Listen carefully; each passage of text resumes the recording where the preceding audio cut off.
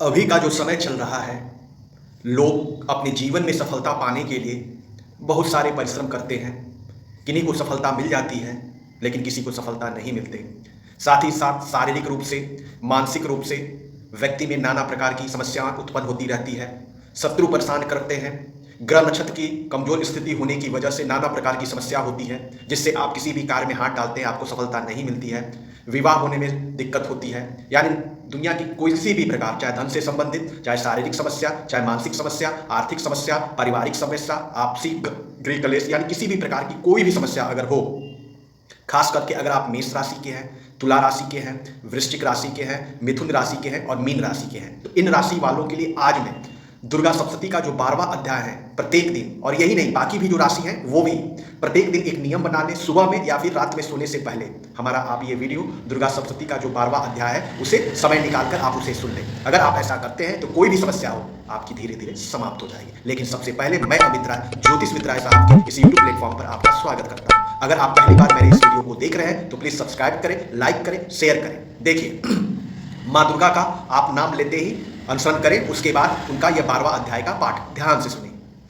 देवी ने देवताओं से कहा, हे देवों, जो भी प्राणी तन्मय होकर नित्य प्रति मेरा स्तवन करेगा उसके समस्त कष्टों को मैं निश्चित रूप से नष्ट कर दूंगी।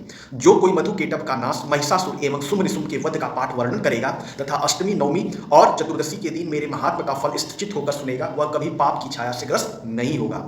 उस मनुष्य पर दुष्कर्म जनित विपत्तियां भी नहीं आएंगी। उसके घर में कभी दारिद्र्य का प्रवेश नहीं करेगा और न तो उसे कभी प्रियजनों के विछोह का कष्ट ही सहना पड़ेगा। इसके अतिरिक्त उन लोगों को शत्रु, लुटेरे, राजा, शस्त्र, अग्नि एवं जलांतक भी नहीं होगा। इसलिए सभी लोगों को दज्जित होकर मेरे इस महात्म का पठन पाठन एवं श्रवण मनन करना नितांत आवश्यक है। यह परम कल्याणकारक है। मेरा महात्म महामारी जनित सभी उपद्रव तथा दैहिक, देविक और भौतिक तापों का शमन करने वाला है। जिस मंदिर में प्रतिदिन विधि पूर्वक मेरे महात्म का पाठ होता है उस स्थान में मेरा सदैव निवास रहता है। मेरे चरित्र का संपूर्ण पाठ तथा श्रवण प्रत्येक बलि, पूजन, हवन एवं महोत्सव के समय पर करना चाहिए। जो व्यक्ति अनजान में या मेरे उद्देश्य से विधि पूर्वक पूजा, बलि या हवन आदि कर्म करेगा उसे मैं प्रसन्नतापूर्वक स्वीकार करूंगी। शारदीय नवरात्र में जो प्राणी मेरे इस महात्म को भक्ति भाव से सुनेगा वह मेरे प्रसाद से संपूर्ण विपत्तियों से छूटकर धन्य धान तथा पुत्रादि से संपन्न होगा। इसमें किसी प्रकार का संदेह नहीं है। मेरे महात्म उत्पत्ति कथा तथा युद्ध संबंधी रण कौशल के श्रवण मास से ही मनुष्य विधि रहित हो जाता है। मेरे महात्म को सुनने वाले व्यक्ति के सभी शत्रु नष्ट हो जाते हैं एवं उनका कल्याण होता है तथा उनके यहाँ पारिवारिक सुख रहता है। शांति कर्म में, अशुभ स्वप्न दर्शन में तथा ग्रहों के कुप्रभाव के फलस्वरूप भीषण कष्ट भुगतने पर मेरे इस महात्म का श्रवण करना उचित है। इस प्रकार सभी प्रकार की बाधाएं एवं ग्रह जनित भयंकर पीड़ाओं का निवारण होता है और अशुभकारी स्वप्न का फल भी मंगलदायक फल वाला होता है।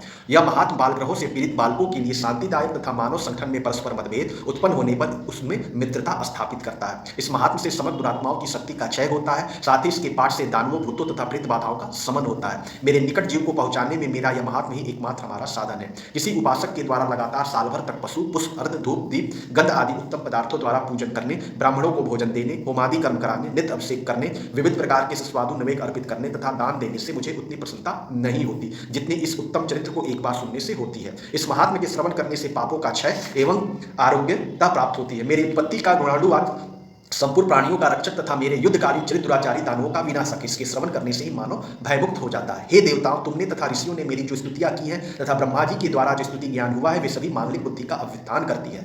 वन में एकांत स्थान में दावाग्नि की चपेट में पड़ने पर, वीरान स्थानों में ठगों के जाल में फंस जाने पर, शत्रुओं द्वारा बंदी बना लिए जाने पर अथवा वन में सिंह, व्याघ्र, वन हस्तियों के पीछा करने पर, राजज्ञा से बंधन में बंधने या वध स्थल पर ले जाते समय, सामुद्रिक यात्रा में बवंडर के कारण जहाज के डगमगाने पर, भीषण युद्ध में शस्त्राघात से आहत होने पर, वेदना नकुल होने पर, केवल इतना ही नहीं समस्त भीषण आपदाओं के आने पर जो कोई भी इस चरित्र का स्मरण करता है वह संकट से मुक्त हो जाता है।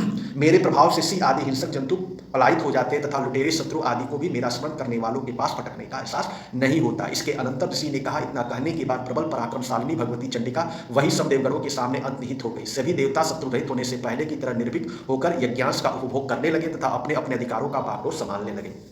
महाबलवान दैत्य शुंभ निशुंभ संहार के बाद बचे कुचे दैत्यगण पाताल लोक को चले गए। हे राजन, इसी प्रकार जगजननी अंबिका शाश्वत और नित्य होने पर भी बारंबार अवतार लेकर पृथ्वी का भार हरण करके संसार की रक्षा करती है। वे ही इस विश्व को मुक्त करती है, जगत की उत्पत्ति करती है और विनय करने पर संतुष्ट होकर विज्ञान एवं स्मृति प्रदान करती है।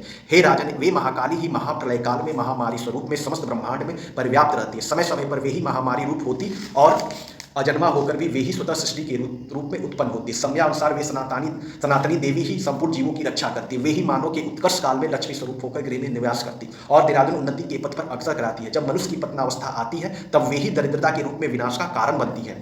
जो कोई पुष्प धूप गंध आदि से उनका विधिवत पूजन करके गुणगान करता है उसे वे धन दान सदगति सद्बुद्धि और पुत्र आदि से परिपूर्ण कर देती है। तो इसमें माता देवी के बारे में बताया गया है। अगर आप 12वें अध्याय को सुनेंगे तो आपकी जो भी इच्छा होगी वो धीरे धीरे पूर्ण होना प्रारंभ हो जाएगी। आपके जो ग्रह नक्षत्र कमजोर होंगे वो दूर हो जाएंगे। जो भी शत्रु अगर आपको परेशान कर रहे हैं उसकी भी, यानी नाना प्रकार की, चाहे आर्थिक हो, मानसिक हो, शारीरिक हो, भौतिक हो, किसी भी प्रकार की समस्या हो, आपका धीरे धीरे समाप्त हो जाएगा। तो करना क्या है, प्रत्येक दिन या तो सुबह या तो रात में सोने से पहले आपको समय निकालना है और पूरे विश्वास के साथ 12वां अध्याय का जो माता दुर्गा सप्तशती का जो पाठ है वो आपको सुन लेना है। तो है न कमाल का सुख। इतने देर तक आप हमारे इस चैनल पर बने रहे इसके लिए बहुत बहुत धन्यवाद।